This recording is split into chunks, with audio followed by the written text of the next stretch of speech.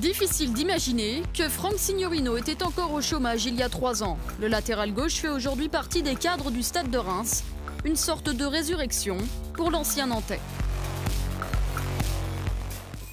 En 2008, la carrière de Franck Signorino bascule. Alors au top de sa forme en Espagne à Getafe, une blessure a priori anodine se transforme en calvaire. Vraiment le point de départ, c'est cette grande tige là, qu'on m'a rentrée durant ma première opération dans le tibia, afin de me prévenir d'une fissure ici. Malheureusement, lorsqu'on m'a mis le clou, il y a une deuxième fissure qui s'est créée et sur une simple passe, j'ai cassé et là, c'était la galère. Plus d'1 an sans jouer, au lieu de 2 mois prévus au départ. Plus que l'erreur, entre guillemets, chirurgicale, c'est le fait qu'on ne la reconnaisse pas. Parce qu'au final, on me disait que j'avais une chance sur 1 million de casser et j'ai cassé parce qu'on m'a introduit quelque chose dans le tibia et ça, c'est difficile à accepter. Lâché par son club Getafe, Franck Signorino se retrouve au chômage à 29 ans. Une situation précaire, alors inconnue pour l'ancien Nantais. Ça, c'est toutes les photocopies que tu dois faire, remplir tous les papiers administratifs. Ça fait bizarre, surtout lorsque tu arrives au Pôle emploi, qu'on te reconnaît. On te reconnaît, on a un œil un peu dubitatif en te regardant. Tiens, les footballeurs, ils ont le droit au chômage. Vous êtes titulaire d'un DUT technique de commercialisation, donc je l'ai eu en 99.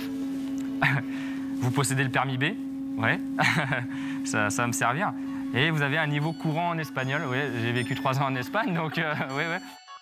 À l'extérieur, on te dit que Signorino, il est bouilli, Signorino, il est fini, et que tu n'as aucune sollicitation. Là, c'est compliqué parce que tu te dis, c'est la fin.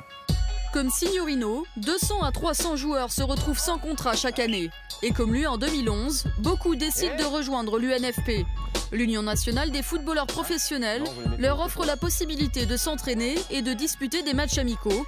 Une manière de rester en vie dans un milieu qui peut vite vous oublier. J'ai fait 2 mois avec l'UNFP, tous les matchs amicaux, les 2 stages à Clairefontaine, à Vichy. Et ça m'a permis de côtoyer des personnes qui vivaient la même situation que moi. Tu es à l'affût, notamment dans cette préparation estivale. Après chaque entraînement, tu regardes si tu as un message ou quelque chose, ou même de ton agent.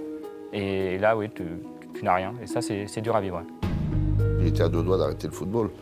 Et je pense que justement la structure dans laquelle il est venu, il a retrouvé des valeurs de club et c'est comme ça qu'il a rebondi.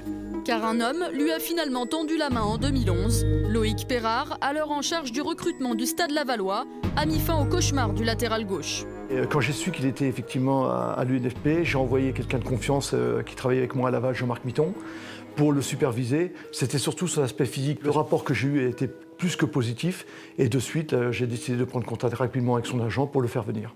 Monsieur Perrard m'a permis de me relancer dans le monde professionnel en France. Et je le remercie pour ça. C'est quand même toujours le côté sympa de savoir qu'on a été là à un moment donné où c'était plus compliqué et qu'on lui a permis effectivement de rebondir avant de repartir en Ligue 1. Laval, puis Reims en Ligue 1. Le début d'une seconde carrière pour le défenseur de 33 ans, formé à Metz. Je pense que c'est surtout lui qui s'est sorti de la situation dans laquelle il était. Vous savez, dans ce milieu-là, on peut tendre la main aux gens, mais c'est surtout le garçon qui a les clés pour répondre présent. Tout ça, toutes ces épreuves, fait que maintenant, ça me donne une force mentale supplémentaire pour prouver qu'avec la volonté et l'abnégation, on peut arriver à faire beaucoup de choses. En fin de contrat en juin prochain et en pleine santé, Franck Signorino n'a clairement pas l'intention de s'arrêter ni de quitter Reims. Je me sens bien ici, ma famille aussi, tant sportivement que personnellement. Donc pourquoi pas. Après, je ferme aucune porte.